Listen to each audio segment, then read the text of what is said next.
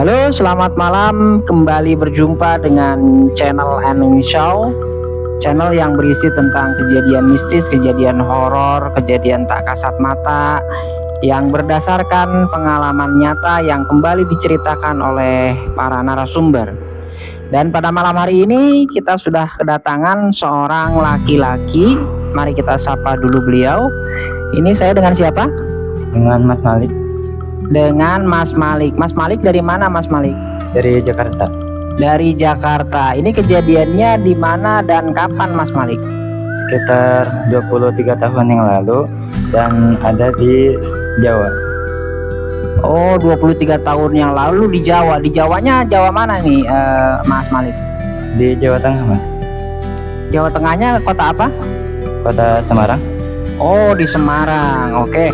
Langsung saja kepada Mas Malik untuk berbagi pengalamannya kepada kita semua. Silakan, Mas Malik. Oke, jadi sebelumnya saya memperkenalkan dulu kondisinya bagaimana. Jadi saya asli Jakarta. Saya pindah ke Jawa gara-gara bapak saya habis cerai sama ibu saya. Nah, setelah ayah saya cerai, pindah ke Jawa. Nah, setelah di Jawa, bapak saya nikah lagi sama orang sana, cuman beda desa. Nah, istrinya bapak saya yang baru ini, dia tuh tinggalnya di sebuah desa yang dekat sama perbukitan. Di sana tradisinya beda banget sama yang ada di desa-desa lain. Jadi ceritanya begini. Waktu saya sama kakak saya main ke rumah ibu saya, orang-orang di kampung sana langsung kayak mukanya tuh muka-muka marah gitu, kayak nggak menerima kedatangan kami, saya sama kakak saya. Cuman kata ibu saya, udah biarin aja mereka mah, gak usah dihiraukan. Lalu selang berapa lama ada sebuah keanehan, yaitu kakek saya, kakek dari ibu baru saya, ibu tiri saya, itu naburin garam keliling rumah. Tapi bukan cuman kakek saya doang yang ngelakuin, tapi juga seluruh desa yang ada di desa itu, seluruh warga yang ada di desa itu. Lalu saya kan agak heran gitu ya, kenapa sih kok naburin garam keliling rumah. Terus sama kakak saya tuh disuruh pulang ke kampung halaman, ke rumah bapak saya. Cuman kakak saya nggak mau ya udah, jadi tinggal di rumah ibu saya. Singkat cerita, tiba-tiba saya itu nggak tahu ya, mungkin karena saya nggak tahu kalau emang bakalan terjadi gerhana bulan, jadi saya kaget aja gitu, kok tiba-tiba gelap hawanya. Oh, ternyata gerhana bulan. Cuman ada yang beda, kakek saya naruh sesajen di depan pintu, terus nyuruh kakak saya buat ngumpet di bawah kasur. Kata kakek saya, Neng, buruan ngumpet di bawah kasur, nanti ada Kimbroto gitu kurang lebih. Kalau bahasa Jawanya saya agak lupa soalnya. Lalu sama nenek saya dibawa tuh ke kamar, dipeluk, disuruh tutup mata.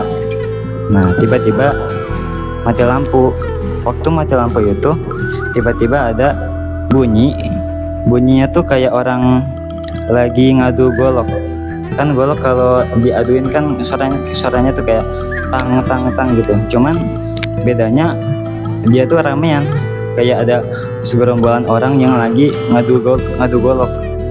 Jadi suaranya berisik banget. Makin lama makin kencang. Terus di sana waktu itu saya ngelihat ke arah jendela yang kebetulan hordengnya itu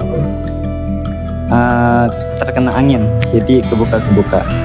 Di situ saya ngeliat ada sosok, dia itu giginya tajam, tapi dia nggak punya hidung, jadi hidungnya tuh polos, matanya merah.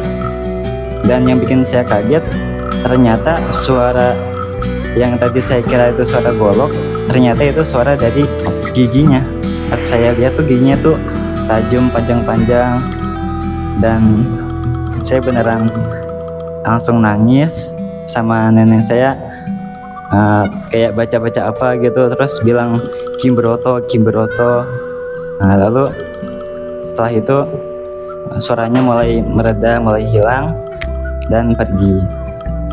Nah, setelah kejadian itu baru kakek saya cerita kalau di desa itu emang ada tradisi buat setiap mau menjelang gerhana bulan dan matahari itu setiap rumah harus ditaburin garam 3 kali keliling, sama ditaruh sajen di depan pintu.